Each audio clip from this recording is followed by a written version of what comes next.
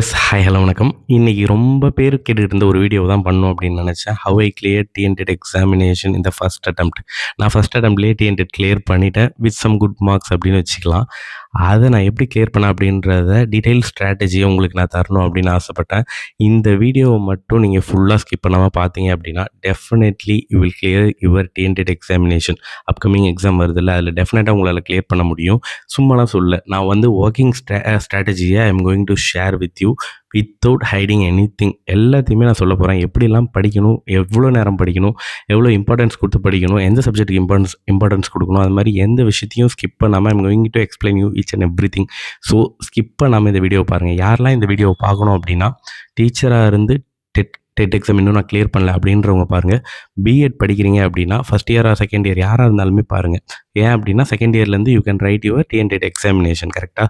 So இந்த வீடியோவை ஃபுல்லாக பாருங்கள். அண்ட் உங்கள் டீச்சர் ஃப்ரெண்ட்ஸ் யாராவது இருந்தாலும், பிஎட் உங்கள் கூட படிக்கிறவங்க யாராவது இருந்தாலும் கண்டிப்பாக இந்த வீடியோவை மறக்காமல் ஷேர் பண்ணுங்கள். அதுக்கு முன்னாடி நம்ம சேனலில் சப்ஸ்கிரைப் பண்ணி வச்சுக்கோங்க. Definitely you will get more and more motivation videos and useful tips and tricks. So two subscribe. First I want to explain you one thing clearly. First வந்து டிஎன்டெட் எக்ஸாம்னா என்னன்றதை புரிஞ்சுக்கோங்க. நிறைய பேர் வந்து நான் டிஎன்டெட் எக்ஸாம் கிளியர் பண்ணதுக்கப்புறம் என்கிட்ட அவங்க கேட்ட ஃபஸ்ட்டு கொஸ்டின் என்னன்னா, போஸ்டிங் எங்கே போடுவாங்க அப்படின்றது தான். இது போஸ்டிங்கான எக்ஸாமான்னு கேட்டால் கிடையாது. டிஎன்டெட் கிளியர் பண்ணோம் அப்படின்னா நமக்கு டைரக்ட் கவர்மெண்ட் போஸ்டிங் இருக்காது. Then we have to write one more exam called UG TRB or BT assistant. அந்த எக்ஸாம் வந்து நம்ம எழுதணும். அதை எழுதி கிளியர் பண்ணால் தான் we will get the posting. அப்புறம் எதுக்கு இந்த எக்ஸாம் நான் தேவையில்லாமல் எழுதணும் அப்படின்னா, டெஃபினட்டாக இந்த எக்ஸாம் எழுதி தான் ஆகணும். இதை எழுதி யாரெல்லாம் கிளியர் பண்ணுறாங்களோ அவங்க எல்லாம் தான் யூஜிடிஆர்பி எழுத எலிஜிபிள். ஓகே, அப்போ நான் பிஜிடிஆர்பி எழுதுறதுக்கு எனக்கு வந்து டெட் எக்ஸாம் தேவையில்லையா அப்படின்னு கேட்டால், பிஜிடிஆர்பி எழுதுறதுக்கு நமக்கு டெட் எக்ஸாம் தேவையில்லை. ஆனால் கவர்மெண்ட் ரீசெண்டாக சொன்ன விஷயம் என்ன அப்படின்னா, கவர்மெண்ட் ஜாபில் இருக்க ஆல்ரெடி பிஜிடிஆர்பி கிளியர் பண்ணி உள்ளே போன டீச்சர்ஸுமே டெட் வந்து எழுதி கிளியர் பண்ணணும் அப்படின்னு ஒரு விஷயத்தை கொண்டு வந்துட்டாங்க. ஸோ டெட் அப்படின்றது இன்றைக்கி தமிழ்நாட்டில் மேண்டேட்ரியான விஷயம். ஸோ டெட்டை வந்து நம்ம கிளியர் பண்ணி தான் ஆகணும். அண்ட் ஒன் மோர் திங், நம்ம இன்னொரு விஷயத்தை கிளியராக புரிஞ்சுக்கணும். இது வந்து ஒரு காம்படிட்டிவ் எக்ஸாம் கிடையாது.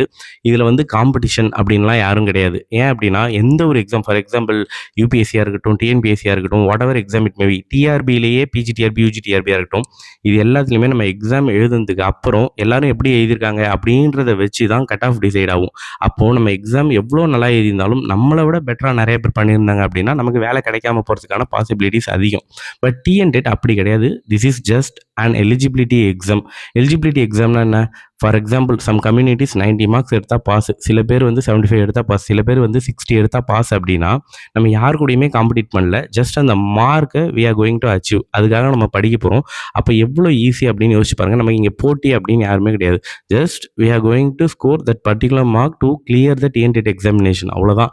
அதுக்காக நம்ம படிக்கிறோம் அப்படின்னும் போது சூப்பராக பிளான் போட்டு நம்மளால் படிக்க முடியும். பட் மற்ற காம்படிட்டிவ் எக்ஸாம்ஸில் நம்ம எவ்வளோ பெஸ்ட்டாக பண்ணியிருந்தாலும் நம்மளோட பெஸ்ட்டாக ஒரு சிலர் பண்ணிட்டாங்க அப்படின்னா நமக்கு அங்கே ஃபெயிலியருக்கான பாசிபிலிட்டிஸ் அதிகம். பட் டிஎன்டெட்டில் ஃபெயிலியர் அப்படின்ற ஒரு கான்செப்டே கிடையாது.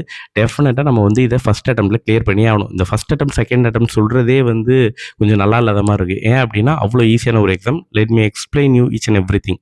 ஃபஸ்ட் நம்ம வந்து சிலபஸ் அண்ட் பேட்டர்னை கிளியராக அண்டர்ஸ்டாண்ட் பண்ணிக்கணும். நம்ம பேட்டர்ன் அண்ட் சிலபஸை கிளியராக அண்டர்ஸ்டாண்ட் பண்ணிட்டாலே டெட்டில் நம்ம பாஸ் ஆகிறதுக்கான பாசிபிலிட்டிஸ் ரொம்ப ரொம்ப ரொம்ப அதிகம்.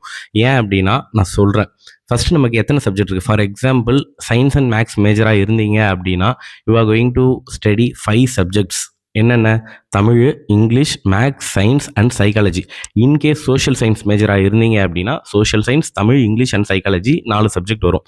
ஓகே, மேக்ஸ் அண்ட் சயின்ஸ் மேஜருக்கு தமிழ்லேருந்து 30 marks, English 30 marks, maths 30 marks, science 30 marks and psychology 30 marks வரப்போகுது. சோஷியல் சயின்ஸ் மேஜராக இருந்தீங்க அப்படின்னா சோஷியல் சயின்ஸில் வந்து 60 மார்க்ஸ் வரும், தமிழ் அண்ட் இங்கிலீஷில் 30 மார்க்ஸ் வரும் அண்ட் சைக்காலஜியில் 30 மார்க்ஸ் வரும். டோட்டலாக 150 marks you are going to write examination. அதில் உங்கள் கம்யூனிட்டி வைஸ் நீங்கள் எவ்வளோ மார்க் எடுத்தால் பாஸ் அப்படின்றத கிளியராக அண்டர்ஸ்டாண்ட் பண்ணிக்கோங்க. 150 மார்க்குக்கும் நான் படிக்க போகிறேன் அப்படின்றது தான் டிஎன்டெட்டில் ஃபெயில் ஆகிறதுக்கான முக்கியமான காரணம். அப்போ 140 மார்க் படிக்கணுமா, 130 மார்க் படிக்கணுமா அப்படின்னா டெஃபினெட்லி நாட். அவ்வளோ ஹார்ட் ஒர்க் போட்டு படிக்க வேண்டிய அவசியம் எதுவுமே கிடையாது. ஏன் அப்படின்னா ஃபார் எக்ஸாம்பிள் நான் வந்து 75 எடுத்தால் பாஸ் அப்படின்னு வச்சுக்கோங்க. நான் 150 எடுத்தாலும் 75 எடுத்தாலும் I am eligible for writing UGTRB exam. அவ்வளோதான். அதை தாண்டி எனக்கு வந்து கோல்டு மெடலோ சில்வர் மெடலோ I am not going to get even if I am scoring 150 marks. அப்போது 150 மார்க் எடுக்கிறதும் 75 மார்க் எடுக்கிறதும் ஒன்று தான் அப்படின்னும் போது நான் 75 மார்க்குக்கு ப்ரிப்பேர் பண்ணாலே போதும். நான் எதுக்கு அவ்வளோ கஷ்டப்பட்டு ப்ரிப்பேர் பண்ணணும்? என்ன இது இப்படி பேசுகிறானே அப்படின்னா, திஸ் இஸ் அ ஃபேக்ட். இதை வந்து யாராலையுமே புரிஞ்சிக்க முடியல. உட்காந்து எல்லாத்தையும் விழுந்து விழுந்து விழுந்து படித்து 120 நாள் ஸ்டடி பிளான், 150 நாள் study plan, 1 year study plan போட்டு டிஎன்டெட்டுக்கு உட்காந்து படிச்சுட்டு இருக்காங்க. பட் லிட்ரலாக டிஎன்டெட் கிளியர் பண்ணுறதுக்கு 2 months மோர் தென் எனஃப். அதை புரிஞ்சுக்கிட்டோம் அப்படின்னாலே definitely we can clear the examination. இப்போ யோசிச்சு பாருங்கள், for example maths and science மேஜர்னு வச்சுக்கோங்க, 75 மார்க் எடுக்கணும் அப்படின்னு எடுத்துக்கிட்டோம் அப்படின்னா மொத்தம் நமக்கு இருக்கிறது 150 மார்க்ஸ், 5 சப்ஜெக்ட்ஸ் இருக்குது. அதில் I have to score 75 to clear the TNTET examination அப்படின்னா I am having options. Tamil, English, maths, science, psychology இருக்குது அப்படின்னா அதில் ஒரு 3 சப்ஜெக்டை நான் தரவாக படித்தேன் அப்படின்னாலே 90 மார்க்ஸ்க்கு என்னால் எக்ஸாம் எழுத முடியும். அந்த 3 சப்ஜெக்டை வச்சே 90 மார்க்ஸில் என்னால் 75 டெஃபினட்டாக ஸ்கோர் பண்ண முடியும், நான் நல்லா படித்தேன் அப்படின்னா. அப்போ 2 சப்ஜெக்டை ஐ கேன் ஸ்கிப் கம்ப்ளீட்லி. யோசிச்சு பார்த்தோம் அப்படின்னா மேக்ஸ் அண்ட் சயின்ஸ் நான் கிளியராக படிச்சிடறேன்னு வச்சுக்கோங்க. தமிழ் அண்ட் இங்கிலீஷில் எனக்கு எந்த சப்ஜெக்ட் ரொம்ப நல்லா வரும், எந்த சப்ஜெக்ட் எனக்கு ஈஸியாக இருக்கும், இந்த விஷயத்தை வச்சு தமிழ் ஆர் இங்கிலீஷ் இது ரெண்டில் நான் ஒன்று சூஸ் பண்ணிக்கிறேன். அப்போது மேக்ஸு சயின்ஸு அண்ட் எனக்கு இங்கிலீஷ் வரும்னு வச்சுக்கோங்களேன். அப்போ நான் இங்கிலீஷை சூஸ் பண்ணிக்கிறேன். அப்போ நான் படிக்க போகிற சப்ஜெக்ட் மேக்ஸு, சயின்ஸு, இங்கிலீஷ் மட்டும்தான். அப்போ தமிழ் அண்ட் சைக்காலஜியில் 0 மார்க் எடுக்க போறியானா அதுக்கு பாசிபிலிட்டிஸே கிடையாது. சைக்காலஜி சும்மா உட்காந்து நம்ம எழுதினாலே minimum 10 marks everyone can score. யாருக்குமே அந்த 10 மார்க் அப்படின்றது மிஸ் ஆகாது. One more thing I just want to tell you, psychology உட்காந்து படித்து டைம் வேஸ்ட் பண்ணாதீங்க. ஈவன் நீங்கள் அந்த மொத்த சிலபஸை கம்ப்ளீட் பண்ணாலும் you will never score more than 20 or 25 marks. Full மார்க்ஸ்லாம் எடுக்கவே முடியாது சைக்காலஜியில். ஏன்னா சைக்காலஜி கொஷின்ஸ் எங்கேருந்து கேட்குறாங்கன்னு யாருக்குமே இப்போ வரைக்கும் தெரியல. ஸோ அந்த இடத்துல கொஷின் பேப்பரை போய் பார்த்ததுக்கப்புறம் நம்ம ஆன்சர்ஸ் வந்து டிசைட் பண்ணி எழுதுறது தான். அதனால் கம்ப்ளீட்டாக சைக்காலஜியை ஸ்கிப் பண்ணிவிடுங்க. நம்ம எக்ஸாம் எழுத போகிறதே 120 மார்க் நினச்சிக்கோங்க, 150 மார்க் இல்லை. ஏன்னா சைக்காலஜியை கம்ப்ளீட்டாக ஸ்கிப் பண்ணிவிடுங்க. ஸ்கிப் பண்ணாலுமே definitely we will score 10 marks, மினிமமாக ஒரு 10 மார்க் நமக்கு அதில் கிடச்சிடும். ஓகேவா?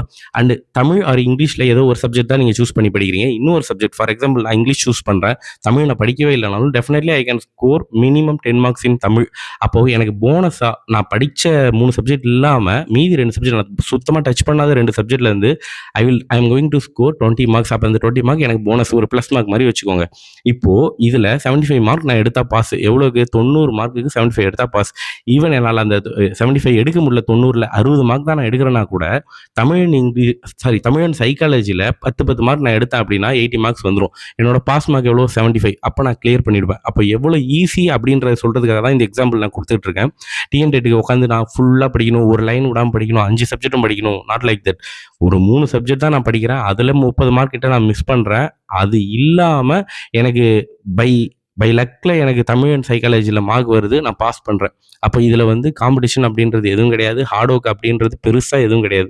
நம்ம ஜாலியாக உட்காந்து படித்தாலே டிஎன்டெட் எக்ஸாமை ஈஸியாக கிளியர் பண்ணலாம். இந்த அண்டர்ஸ்டாண்டிங் நிறைய பேர்கிட்ட இல்லாமல் நான் உட்காந்து இருக்க டைமில் 5 சப்ஜெக்டையும் லைன் பை லைனாக படிக்க போகிறேன்னு நினச்சி படித்து எல்லாத்தையும் மறந்து ஃபெயில் ஆகிடுறாங்க. This is one and only reason. சரி, ஓகே, டிஎன்டெட் நான் பாஸ் பண்ணணும்னு முடிவு பண்ணிட்டேன். நீங்கள் சொன்ன மாதிரியே என் மார்க் எவ்வளோ எடுத்தால் போதுமோ அதுக்கேற்ற மாதிரி மட்டும் நான் படிக்க போகிறேன். என்னெல்லாம் படிக்கணும் அப்படின்னு நீங்கள் கேட்டிங்கன்னா சிம்பிளாக சொல்கிறேன். 6 to 10th புக் தான் நம்ம வந்து படிக்க போகிறோம். 6 to 10th புக்கில் எல்லாமே படிக்கணுமா அப்படின்னா நீங்கள் சூஸ் பண்ணுற அந்த 2 மேஜர் சப்ஜெக்ட் இருக்குல்ல, ஃபார் எக்ஸாம்பிள் சோஷியல் சயின்ஸ் மேஜர்னா சோஷியல் கண்டிப்பாக நீங்கள் படிச்சு தான் ஆகணும். மேக்ஸ் அண்ட் சயின்ஸ்னா மேக்ஸ் அண்ட் சயின்ஸ் கண்டிப்பாக படிப்பீங்க. ஓகேவா?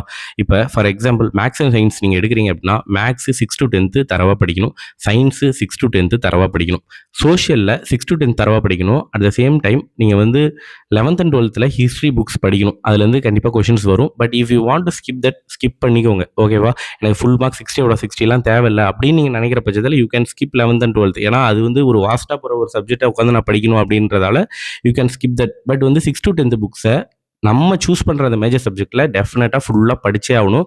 No compromise. அதை மட்டும் கிளியராக அண்டர்ஸ்டாண்ட் பண்ணிக்கோங்க. அண்டு அதுக்கப்புறம் நம்ம சூஸ் பண்ணுறது வந்து Tamil R English. Tamil and இங்கிலீஷில் தமிழ் ஆர் இங்கிலீஷ் நம்ம சூஸ் பண்ணுறோம்ல, அதில் கிராமர் பார்ட் அதிகம் வருமா, இல்லைனா லெசன்ஸ்லேருந்து வருமா, இலக்கணம் நிறையா வருமா, செய்யுள் நிறையா வருமா, உரைநடை நிறையா வருமா அப்படின்ற டவுட் நிறைய பேருக்கு இருக்குது. But that one we can't predict. ஏன் அப்படின்னா இப்போ ரீசெண்டாக நடந்து முடிஞ்ச டிஎன்டெட்டில் கம்ப்ளீட்டாக வேறு மாதிரி வந்துருச்சு. ஏன் அப்படின்னா இங்கிலீஷில் கிராமர் அதிகமாக வரும், பட் இந்த கிராமர் அதிகமாக வராமல் லெசன்ஸ்லேருந்து நிறையா வந்துருச்சு. அதே மாதிரி தமிழில் அப்படியே வேறு மாதிரி செய்யுள் நிறையா வரும், இந்த தடவை இலக்கணம் நிறையா வந்துருச்சு. So we can't predict that. அப்போது தமிழ் மேக்ஸ் அண்ட் சயின்ஸ் படித்து முடிச்சிடுறீங்க, ஆர் எல்ஸ் சோஷியல் மேஜராக இருந்தால் சோஷியல் படித்து முடிச்சிடுறீங்க. அடுத்து தமிழ் ஆர் இங்கிலீஷ்குள்ளே என்டர் ஆகும்போது எந்த சப்ஜெக்ட் நீங்கள் சூஸ் பண்ணுறீங்களா, அது தமிழாக இருக்கலாம் இல்லை இங்கிலீஷாக இருக்கலாம், அந்த சப்ஜெக்டை ஃபுல்லாக படிங்க. கிராமர் தான் நான் படிப்பேன், இல்ல லெசன்ஸ் தான் படிப்பேன், செய்யுள் தான் படிப்பேன், இலக்கணம் தான் படிப்பேன்ற காம்ப்ரமைஸ் இல்லாம, அத ஃபுல்லா ஓரளவுக்கு படிக்கிற அளவுக்கு பார்த்துக்கிட்டோம் அப்படின்னா, கண்டிப்பா நம்ம வந்து கிளியர் பண்ணிடலாம். அதுக்கப்புறம் இன்னொரு சப்ஜெக்ட் நீங்க விட்டுருப்பீங்கல்ல, தமிழ் ஆர் இங்கிலீஷ்ல ஃபார் எக்ஸாம்பிள் நான் இங்கிலீஷ் சூஸ் பண்ணேன் அப்படின்னா, தமிழ் படிச்சிருக்க மாட்டேன். அந்த தமிழ்ல நான் ஏதாவது படிக்கணுமா அப்படின்னா, இன்கேஸ் உங்களுக்கு ஏதாவது டைம் இருந்துச்சுன்னா, ஜஸ்ட் கோ த்ரூ பண்ணுங்க. ஏன் அப்படின்னா, நான் சொன்னேன்ல, கண்டிப்பா 30க்கு 10 மார்க் நம்மளால ஸ்கோர் பண்ண முடியும். நம்ம போய் அங்க உட்காந்தாலே. ஏன்னா, அந்த அளவு ஈஸியான கொஸ்டின்ஸ். லெவல் வந்து ஈஸி அப்படின்ற லெவல்ல கண்டிப்பா ஒரு 10 கொஸ்டின்ஸ் இருக்கும். Definitely we can crack that questions. அதில வந்து எந்த காம்ப்ரமைஸுமே இல்ல. சைக்காலஜி தயவு செஞ்சு படிக்காதீங்க. என்னடா இப்படி சொல்றேன்னா, உங்களுக்கு ரியாலிட்டி புரியும். கொஞ்ச நாள் கழிச்சு சைக்காலஜிய படிச்சோம் அப்படின்னா, கம்ப்ளீட்டா டைம் வேஸ்ட். அண்ட் நீங்க படிக்கிற ஒரு கொஸ்டினும் அங்க கொஸ்டின் பேப்பர்ல இருக்க போறதில்ல. That is a fact. அப்போ நம்ம படிக்க போறது 3 சப்ஜெக்ட். அத பிளான் பண்ணிக்கோங்க. சோஷியல் சயின்ஸ் மேஜரா இருந்தீங்கன்னா, நீங்க படிக்க போறது 2 சப்ஜெக்ட். சோஷியல் சயின்ஸ் மேண்டேட்டரியா படிக்க போறீங்க. அது இல்லாம தமிழ் இல்லன்னா இங்கிலீஷ்ல ஏதோ ஒரு சப்ஜெக்ட் சூஸ் பண்ணி படிக்க போறீங்க. இத கிளியரா ஃபர்ஸ்ட் மைண்ட்ல வச்சுக்கோங்க.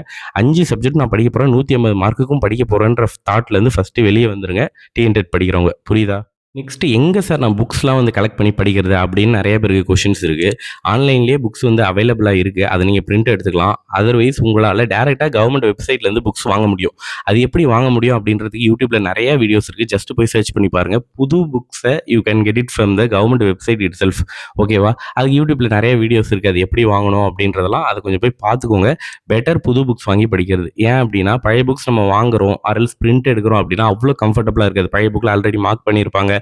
ஸோ நம்ம மார்க் பண்ணி படிக்க முடியாது அப்படின்ற ஒரு சிச்சுவேஷன் வரும். But if I can manage அப்படின்னா I can buy old books also. But எனக்கு வந்து புது புக்ஸ் கம்ஃபர்ட்டாக இருக்கும்னு தோணுனதால எல்லா சப்ஜெக்ட்டுக்குமே நான் புது புக்ஸ் வாங்குற ஒரு சிச்சுவேஷன் இருந்துச்சு. அதனால நான் வாங்கினேன். பட் பழைய புக்ஸ் ஓகே அப்படின்னா you can get old books also. Print எடுத்து படிக்க முடியும் அப்படின்னா படிங்க. பட் என்னோட சஜஷன் புது புக் வாங்கினீங்க அப்படின்னா ஃப்ரெஷ்ஷாக இருக்கும். You can mark everything. உங்களுக்கு எந்தெந்த பாயிண்ட் ஹைலைட் பண்ணுமோ அதை பண்ணி படிக்கலாம். ஸோ அது வந்து உங்களுக்கு ரொம்ப கம்ஃபர்ட்டாக இருக்கும் அப்படின்னு நான் நம்பினேன். Okay, how to study? ஒரு நாளைக்கு எவ்வளோ நேரம் சார் படிக்கணும்?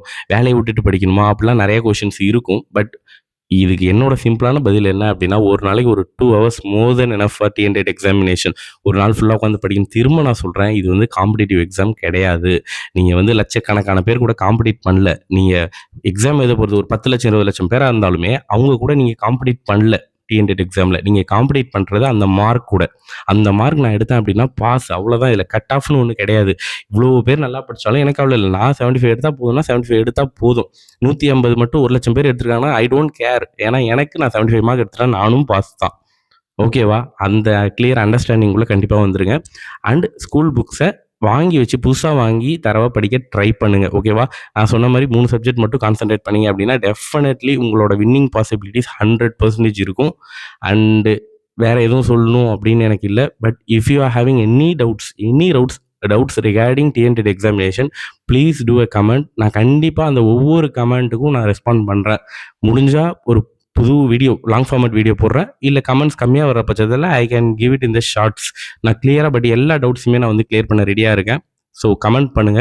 நம்ம சேனலை யாராவது சப்ஸ்கிரைப் பண்ணாமல் இருந்தீங்கன்னா திரும்ப சொல்கிறேன், சப்ஸ்கிரைப் பண்ணி வச்சுக்கோங்க. இதுக்கப்புறம் வரப்போகிற வீடியோஸ் ரொம்ப ரொம்ப ரொம்ப யூஸ்ஃபுல்லாக இருக்கும். And I started my UGTRB journey in chemistry. அதை நான் எங்கே சேர்ந்திருக்கேன், யார்கிட்ட சேர்ந்திருக்கேன், நான் எப்படி படிக்கிறேன், எவ்வளோ நேரம் படிக்கிறேன், பின்னாடி ஒட்டிலாம் வச்சிருப்பேன், எவ்வளோ நேரம் படிக்கிறேன், அந்த ஸ்டடி ஸ்கெடியூல்லாம் ஒட்டி வச்சிருப்பேன். அதை பற்றி வீடியோ வேணும் சார், உங்களோட யூஜிடிஆர்பி அந்த ஸ்டடி பிளான் சொல்லுங்கள், ஸ்ட்ராட்டஜி சொல்லுங்கள் அப்படின்னா அதுக்கும் நான் வீடியோ பண்ண தயாராக இருக்கேன். எதுவாக இருந்தாலும் you can convey with me in comments. Thank you.